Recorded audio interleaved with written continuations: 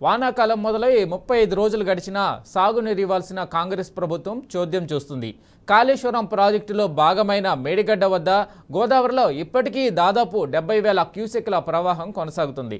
Kannepalli pump house నుంచి ఎత్తిపోసుకునే అవకాశం ఉన్నా నీటిని వృధాగా సముద్రంలోకి వదిలిపెడుతుంది. రైతులు ప్రజల దృష్టిని మరల్చేందుకు కుంటి సాకులు చెబుతూ బాబుకు మేలు చేసేందుకే రేవంత్ కుట్రలు పన్నుతున్నారన్న అనుమానాలు వ్యక్తమవుతున్నాయి.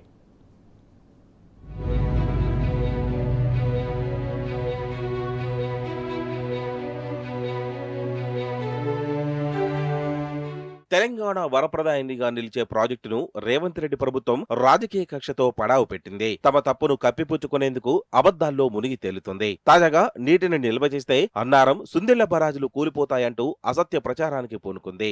దిగువన భద్రాచలం మునుగుతుందని దుష్ప్రచారం మొదలుపెట్టింది.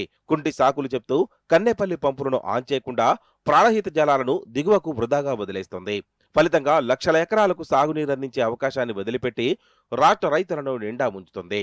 ప్రభుత్వ నిర్లక్ష్యం కారణంగా నదిలో ఇప్పటికే 20 టీఎంసీల జలాలు దిగువకు వృధాగా వెళ్లిపోయాయని అధికార వర్గాలు చెబుతున్నాయి.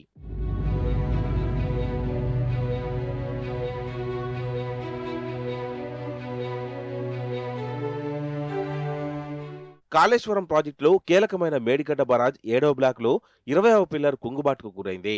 అక్కడ తప్ప మిగతా బ్లాకులన్నీ సేఫ్గా ఉన్నాయి. అంతేకాకుండా బరాజ్కు కుంగుబాటునకు కారణమైన 7వ బ్లాక్ ఆఫ్ స్ట్రీమ్లోని 400 క్యూబిక్ మీటర్ల బొయ్యారాన్ని ఇప్పటికే సిమెంట్, ఇసుక మిశ్రమంతో గ్రౌండింగ్ చేసి పూర్తి చేశారు. బరాజ్ ఫౌండేషన్ కింద ఉన్న సీకెండ్ ఫైల్స్ రక్షణగా మళ్లీ కొత్తగా ఏర్పాటు చేశారు. వరదల నుంచి రక్షణకు తీసుకోవాల్సిన చర్యలన్నీ చేపట్టారు. గతేడాది 12 లక్షల క్యూసెక్కుల ప్రవాహం వచ్చినా ఎక్కడా ఎలాంటి సమస్య తలెత్తలేదు. బరాజ్ పూర్తిస్థాయి ఎఫ్ఆర్ఎల్ 100 మీటర్లు 16.7 టీఎంసీల నిల్వ ఉంటాయి. కానీ నదిలో ప్రవాహ మట్టం 93.5 మీటర్లకు చేరుకుంటే బరాజ్లో నీటిని నిల్వ చేయకుండానే కన్నేపల్లి పంప్ హౌజ్ నుంచి నీటిని పంపింగ్ చేసుకోవచ్చు.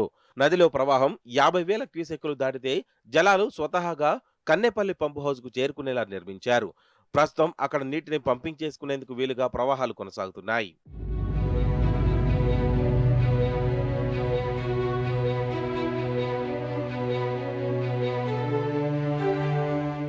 అన్నారం, సుందిళ్ల బరాజులో నీటిని నిల్వ చేస్తే కూలిపోతాయని ప్రభుత్వం అబద్ధ ప్రచారం చేస్తోంది.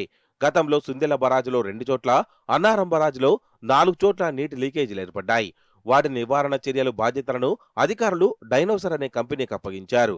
ఆ కంపెనీ సుందిళ్లలో 2 చోట్ల ఏర్పడిన లీకేజీలను విజయవంతంగా అరికట్టింది. గ్రౌండింగ్ పూర్తి చేసింది. అన్నారంలో కూడా పూర్తి చేసింది. ఎన్డీఎస్ఏ సూచనల మేరకు గ్రౌండింగ్ చేశామని, సీసీ బ్లాకులను పునరుద్ధరించామని, టెస్టులు పూర్తి చేశామని, రిపోర్టులను సమర్పించామని బరాజు నిర్మాణ ఏజెన్సీ ఆప్కాన్ సైతం గతంలోనే కాళేశ్వరం కమిషన్ ఎదుట నివేదించింది. బరాజులో క్రాక్స్ ఏమైనా వచ్చాయో లేదో చెక్ చేసేందుకు డ్రోన్ సర్వే చేశామని, ఎక్కడా ఒక్క క్రాక్ కూడా పడలేదని పేర్కొంది. ఈ నేపథ్యంలో ప్రస్తుతం సుందిళ్ల, అన్నారం బరాజులను వినియోగించుకోవచ్చని నీటిపారుదల శాఖ వర్గాలు సైతం ఘంటాపథంగా చెబుతున్నాయి. అదీగాక అన్నారం బరాజ్ ఎఫ్ఆర్ఎల్ 119 మీటర్లు కాగా పూర్తిస్థాయి నీటి నిల్వ సామర్థ్యం 10 టీఎంసీలు. కానీ బరాజులో 116.5 మీటర్ల వరకు నీటి మట్టాన్ని మెయింటైన్ చేస్తే చాలు. అక్కడి నుంచి నీటిని లిఫ్ట్ చేసుకోవచ్చు. అంటే కేవలం 3 నుంచి 4 టీఎంసీలు నిల్వ చేస్తే చాలు. సుందిళ్ల బరాజ్ ఎఫ్ఆర్ఎల్ 130 మీటర్లు కాగా పూర్తిస్థాయి నీటి నిల్వ సామర్థ్యం 8.85 టీఎంసీలు. కానీ బరాజులో 126 మీటర్ల లెవెల్ వరకు నీటిని మెయింటైన్ చేస్తే నీటిని పంప్ హౌజ్ నుంచి ఎత్తి ఎల్లంపల్లికి తరలించుకోవచ్చు. ఆ లెవెల్లో బరాజులో 3 టీఎంసీలకు మించి జలాలు ఉండవని అధికారులు చెబుతున్నారు.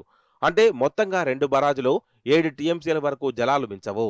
అయినా కాంగ్రెస్ ప్రభుత్వం 2 బరాజులు కూలిపోతాయని అసత్య ప్రచారం చేస్తోంది.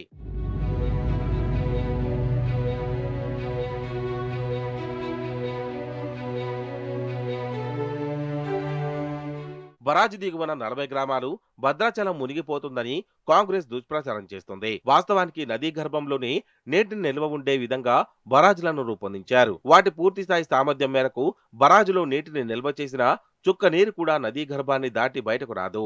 అలాంటప్పుడు వరద ఎలా వస్తుందో, ఊర్లను ఎలా ముంచుతుందో కాంగ్రెస్ ప్రభుత్వానికే తెలియాలి. మరోవైపు అన్నారం, సుందిళ్లలో ప్రస్తుతం గరిష్టంగా 7 టీఎంసీలను మెయింటైన్ చేస్తే ప్రాణహిత జలాలను నిరంతరాయంగా తరలించుకునే అవకాశం ఉంటుంది. ఇక 7 టీఎంసీలు అంటే క్యూసెక్కుల్లో చెప్పాలంటే దాదాపు 8 లక్షల క్యూసెక్కుల ప్రవాహం. 2 బరాజుల నుంచి ఒకేసారి జలాలను ఆ మేరకు విడుదల చేసిన నదిలో ప్రవాహం ఆ మేరకే ఉంటుంది. మేడిగడ్డలో గత ఏడాది గరిష్టంగా 10 లక్షల క్యూసెక్ల ప్రవాహం నమోదైంది. మొత్తంగా కలిపిన 18 లక్షల క్యూసెక్ల ప్రవాహం ఉంటుంది. ఇక భద్రాచలం వద్ద గరిష్టంగా 34 లక్షల క్యూసెక్ల ప్రవాహం నమోదైన సందర్భాలున్నాయి. 2022లో భారీ వరద ప్రవాహం సంభవించింది. ఆ సమయంలోనూ భద్రాచలం మునిగిపోలేదు. మాడవీధుల వరకే వరద ప్రవాహాలు పరిమితమయ్యాయి. వాస్తవాలు ఇలా ఉంటే కాంగ్రెస్ మాత్రం గ్రామాలు గ్రామాలు మునిగిపోతాయంటూ ప్రచారం చేస్తూ నీటి ఎత్తిపోతలను నిలిపివేసింది. కేవలం రాజకీయ దురుద్దేశం తప్ప మరేమీ లేదని తెలిసిపోతుంది.